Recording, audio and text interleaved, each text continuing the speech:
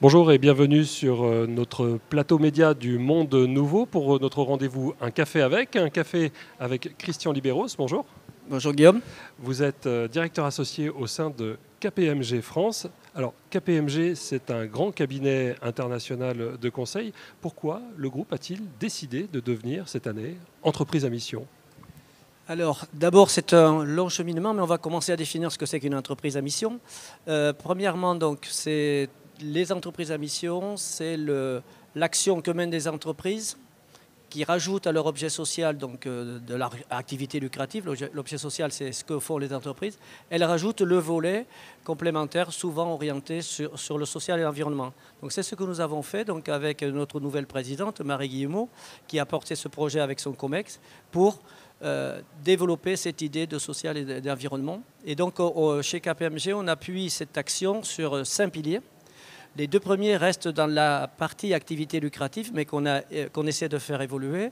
Alors, dans la partie lucrative, premièrement, donc, il y a le sujet des talents. Nous sommes une société ou d'audit ou de prestation de services, mais nous avons à prendre des précautions avec tous nos collaborateurs, puisque c'est quand même la valeur ajoutée vient de là.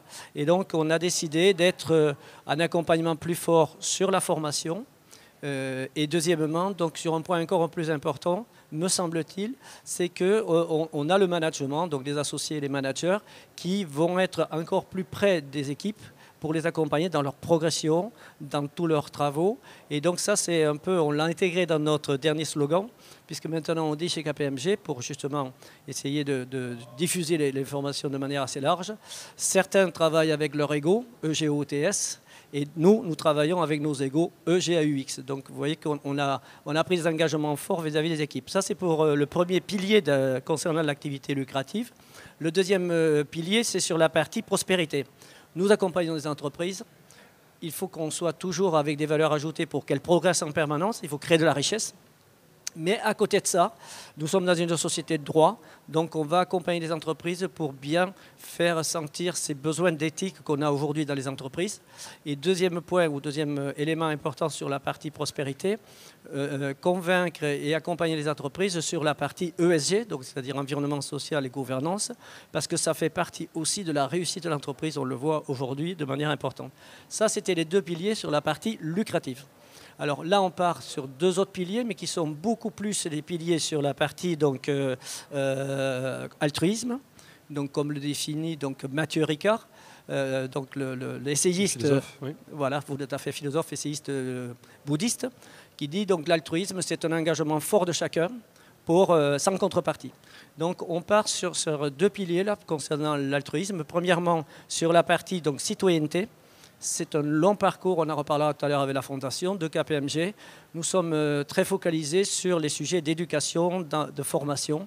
On considère que tous les pays, que ce soit en voie de développement ou les pays industrialisés, c'est quand même la réussite de demain passe par l'enseignement, la formation, donc on fait. Ça se traduit comment concrètement sur le terrain ? Alors sur le terrain, sur la partie accompagnement, donc des investissements auprès des écoles de commerce et des engagements auprès des lycées.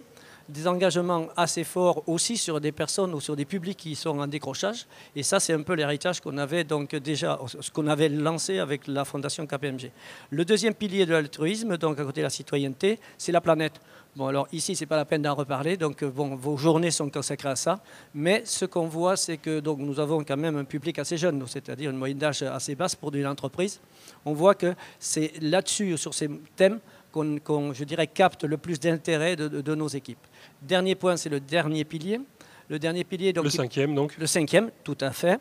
Il porte sur la gouvernance. Et là, bon, c'est facile à dire, mais il faut le rappeler, la gouvernance, tout projet doit faire l'objet d'un pilotage, parce que sinon il n'est pas suivi, il s'effondre de lui-même.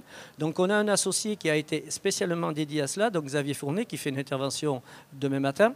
Et donc on a aussi à côté, je dirais, tous les associés qui sont engagés sur cette gouvernance. Et là, je veux citer un exemple pour voir, je réponds à votre question là maintenant, qu'est-ce que ça suppose pour KPMG ? Dès que vous êtes partie entreprise à mission, vous avez un engagement, vous êtes surveillé. Et au mois d'août, là, pour citer un petit exemple, on changeait tout notre système de pilotage d'électricité à Toulouse sur la tour, là, qui fait 9 étages, donc c'est un peu visible.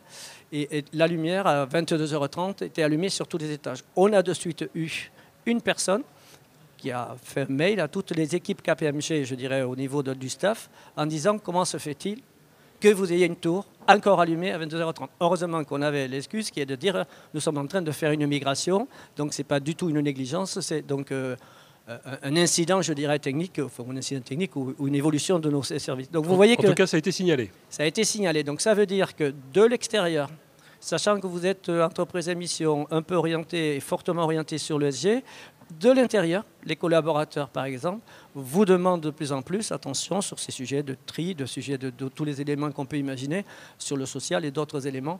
Donc, de prendre des précautions, ils nous poussent à passer ces caps importants. Et pourquoi vous investissez aujourd'hui dans cette manifestation, Le Monde Nouveau ? Alors le Monde Nouveau, donc, on a des liens très forts avec Groupe des Pêches et Midi Libre, mais je pense que c'est tout à fait lié. On avait déjà commencé l'année dernière, on n'était pas sur la première édition. Donc on a commencé parce qu'on a une équipe qui travaille beaucoup de manière sur l'ESG, donc un peu et sur des sujets en interne et beaucoup pour des sujets sur les clients. Vous avez évoqué tout à l'heure votre fondation, elle est particulièrement active dans le domaine de l'inclusion et de l'éducation. Est-ce que vous pouvez nous donner 2 ou 3 actions concrètes qu'elle mène ? Tout à fait. Alors, donc, on l'a un peu évoqué tout à l'heure. Donc, la fondation, bon, c'est le résultat de KPMG fête ses 100 ans cette année. C'est le résultat d'une situation où on a 250 bureaux. C'est un cabinet un peu particulier. On est implanté à toute la France. Et donc, chacun des responsables travaillait sur des projets sociaux, ici ou là, à Dax, à Nantes, peu importe. Et donc, on s'est aperçu qu'on venait de fédérer et de tracer des lignes pour être encore plus visible et structuré. Donc, il y a 15 ans, on a créé la fondation. C'est l'anniversaire, c'est notre 15e année.